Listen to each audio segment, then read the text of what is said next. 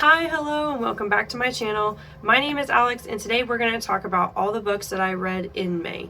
Now, let me just start by apologizing. I am fighting a cold or something.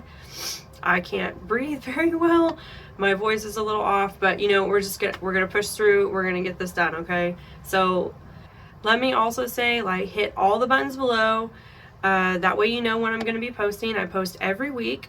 And on this channel, I talk about the books I read, the books I'm gonna read. I do book to movie adaptations. That's coming next week. If you have any suggestions or if there's things that you want me to read or things you want me to talk about on my channel, please drop me a comment below. I would love to hear all about your ideas for this channel. That being said, let's get into it. Okay, the first book I read in May is Quantum Entanglement Part 1, and this is by S.R. Watson and Ryan Stacks. If you watched the Maybe series for May, then you'll understand why I decided to read this book.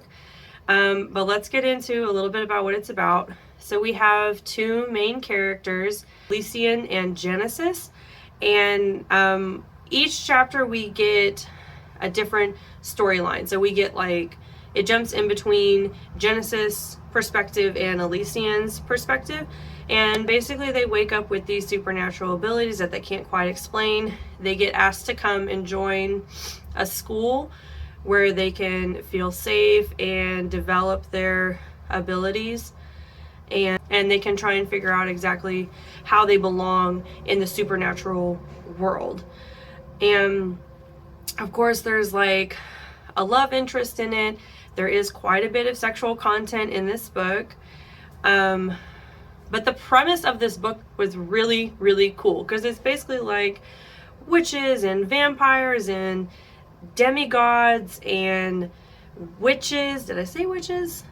There's witches and warlocks. So it's basically like if you took Twilight and Harry Potter and Percy Jackson and put it all together and then told them to go to college.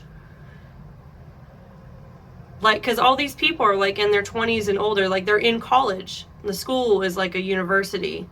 And so, I mean, the premise of this book was super, super exciting because like how cool. It's like got all of our favorite things from what we loved about fantasy from our childhood, and it grew up. But this book did not deliver for me, and it just made me so very sad. This was a KDP published book, and it was very rough. It needed a lot of polish. The arcs were very one-dimensional. There was a lot of grammatical, spelling, errors. It was just a very unpolished piece, and it was super short. It was only like 250 pages, and it was so short because it could have used so much more to just shine it up and really make it come alive. Like they had such a good idea. And it was like I was reading the rough draft of the novel. And that made me super sad because it had a lot of potential. It had so much potential. And the last moments of the book, like, we're building up to this big suspenseful thing. And like, I didn't feel the suspense. I didn't feel the urgency. I didn't feel anything. And then the big thing that happened at the end only lasted like 2 pages. It wasn't very exciting. It wasn't action-packed. It was very dry. It was very one-dimensional. I really wanted it to deliver. If I could just leave anybody who's wanting to publish their book through KDP or independently publishing their book, please, please, please get beta readers, get a proofreader, something. Like, don't just hand this around to your friends and ask them to read it and give you feedback. Like, get someone who's actually does this like professionally or semi-professionally. I am someone who does this semi-professionally. I semi-professionally beta read and I proofread. Like, there were just times when I was reading this book when I just wish I could have taken notes for the author because it had such a good premise. It had such a good premise. Let's move on. Let's move on, okay? The next book I read in May is Cinderella's Dead by Bayron. Bayron? I think that's right. Correct me if I'm wrong. This book is one of those books that everyone's been reading. And it's kind of like I had it on my Kindle and it was like, all I have to do is charge my Kindle and read it and I'll be like everybody else and I'll have read it. So this book was super interesting to me because I couldn't quite figure out if it was supposed to be a period piece or if it was supposed to be like, I can't think of the word right now, but like post-apocalyptic. You know what I mean? I couldn't quite figure out the time period. And so after I kept trying to figure it out, I was like, just leave it alone. Just don't think about it too much. And so basically we're living in a time when Cinderella was an actual person. Like Cinderella actually happened and wasn't just a fairy tale. And they're using the story of Cinderella as like a guidebook to how to become like a wife. It's very much like giving like Divergent vibes, like here is your instructions. Also it's giving like a little bit Handmaid's Tale vibe, but not like too so graphic into it, but it's also got like magic and stuff in it. Like it was just a really wild ride. And we follow our main character and she's just against the grain the whole way. First of all, she's gay. They never really come out and say that word, but I mean it's heavily implied, like, and that's very much against the rules there. So she's like not wanting to go to the ball, and the ball is mandatory, and you only get 3 chances to go to the ball, and if you don't get chosen like to be married to somebody, then you go like you disappear, like you go work in a different town that no one's ever heard of and no one ever sees. Like you don't come back. And sometimes people like disappear into the castle, women especially will disappear into the castle and then like never come back out, and nobody talks about it. They call it being forfeited, like your family can like forfeit you to the king, and like nobody talks about it. It's like a really big deal. Anyway, so our main character is already like, she's against the grain. She doesn't really want to do any of this stuff. And then so she eventually goes to the ball and she's figured out a way to escape, and then everything goes wrong. She does end up escaping, and she finds one of Cinderella's stepsisters, like ancestral survivor. And so it's about them figuring out how to bring down the king, how to end his reign, and basically keep the women of their village safe and protected, and to not have to do all this misogynistic BS anymore. Basically, like everyone can live their own free, happy lives. So I gave this one 4 stars because the middle of the book just drug on forever for me. I was like, can we like get going? What are we doing? We're just like sitting here waiting and waiting and waiting and waiting. And they kept saying like, we're making a plan. We're gonna make a plan. But we never hear about any of this plan. And then when they finally get back to the castle at the end of the book, you're like, so there wasn't a plan? There wasn't a plan? Because it didn't seem like y'all had a plan.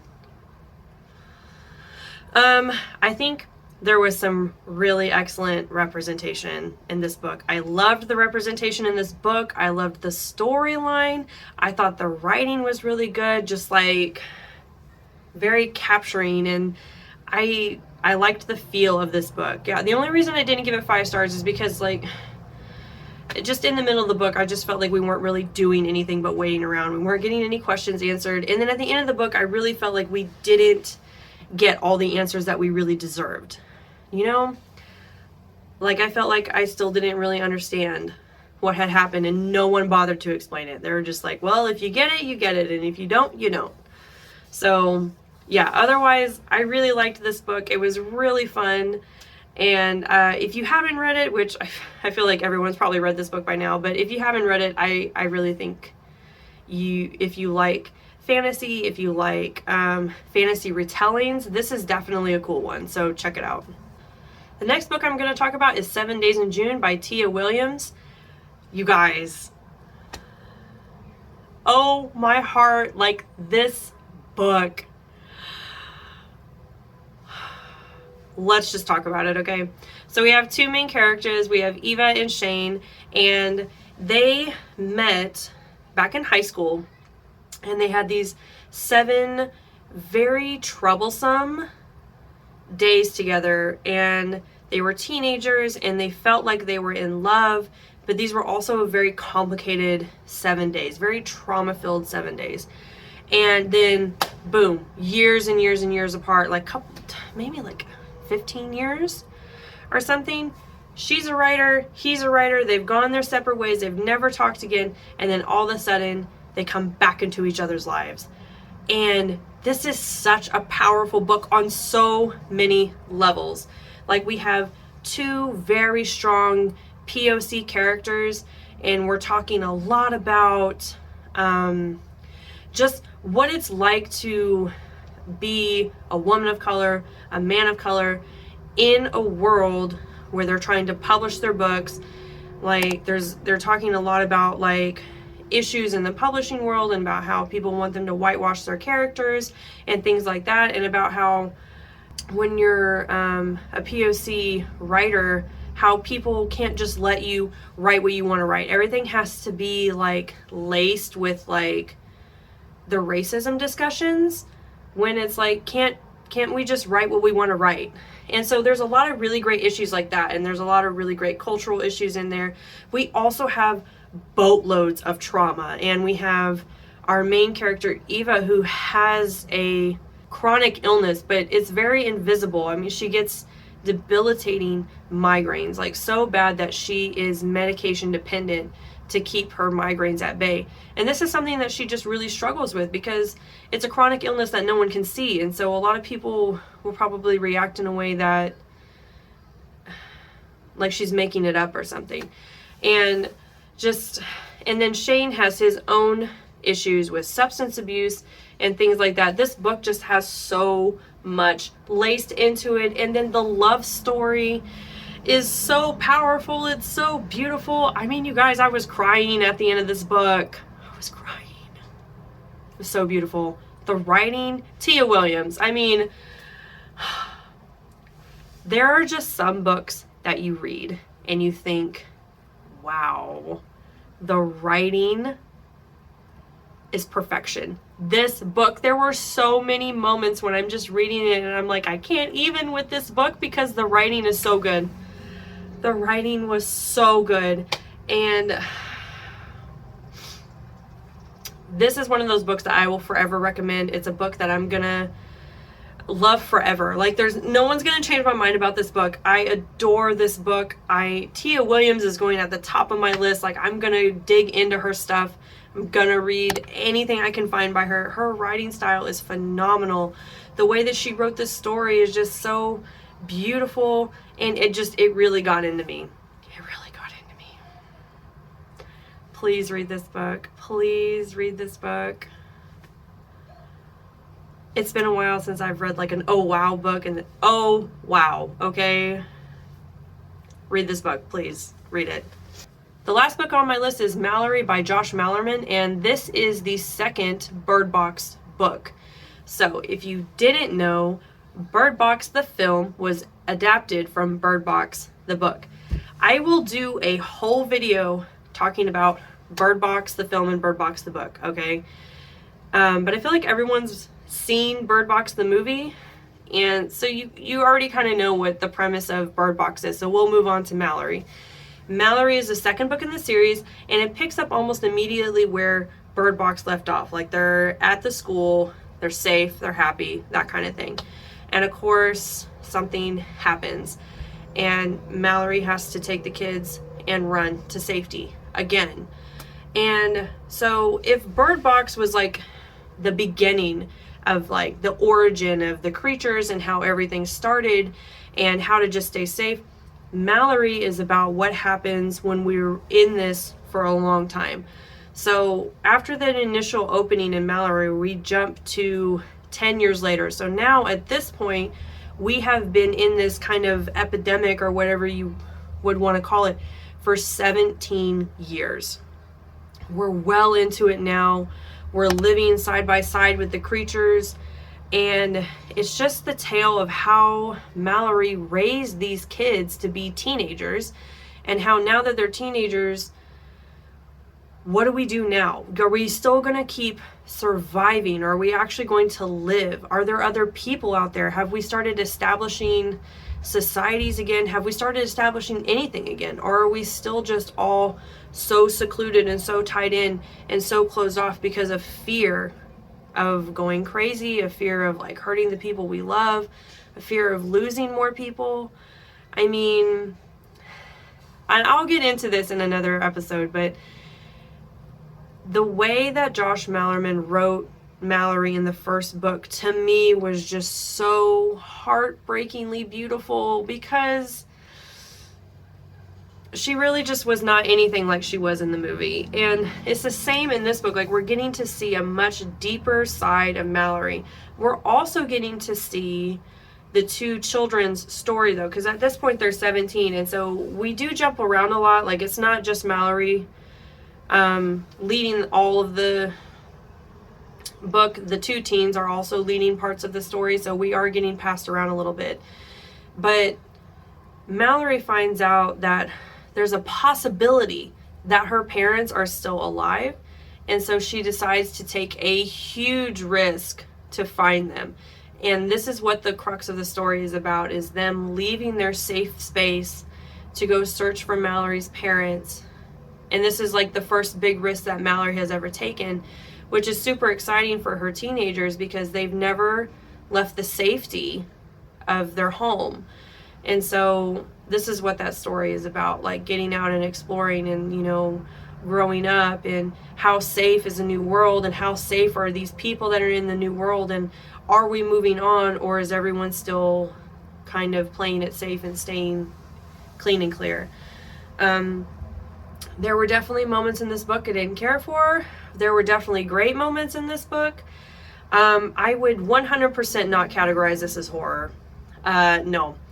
The first book really had that horror element to it. It really did. It had some great gore moments, and the just anxiety of that book really would just put the fear in me a little bit. This book did not have anything like that. I definitely would not categorize this one as a horror. But Malerman, he wrote a good story. He wrote a good story. And again, Malorie, the character, was just heartbreakingly beautiful, because you could just relate to her 100%. You could relate to everything that she was feeling, everything that she was saying. It was so relatable. And yeah, the ending, I have some notes about the ending. I wasn't completely happy with that. But you know, I'm willing to move on from it. I'm not going to dwell on it. But if you've read Bird Box, the book, the first one, Malorie, the second book, it's just kind of, it's a nice way to come full circle. And if you're like me, you see a lot of these like films and stuff about like the apocalypse actually happening, but you don't really get to see what happens like 10, 20 years later. And it's like, are we still like living this way? And this book is a really great example of this is what's happened after we've been doing this for so long. So I think he did a really good thing by putting that huge gap in there, because I really did want to see how the world was going to carry on as we got further into it. So yeah, if you've read Bird Box, the book, check out Malorie, Bird Box number 2. And this is the last one in the series. He didn't write any more in this series, so I'm pretty sure he's done with it. So yeah, that's what I read in May. I talked about what I was going to read in the June maybes, and I also said, you know, I'm going to have to probably cut back in June. I'm really tired. I'm still recovering from school being out. I'm recovering from traveling. I just really need a break. So I'm probably going to cut back a little bit in June. But, you know, I'll still be around. I'll still be making content, still be talking about books and all bookish things. So make sure you hit all the buttons down below. Subscribe if you haven't subscribed. Like, comment, do all of the things. Let me know what you want to hear about, what you don't want to hear about. Have you read any of these books? Are there some books you want me to read? Let me know. I am all ears. I'm all for it. So do what you do. I'll see you guys next time. Bye.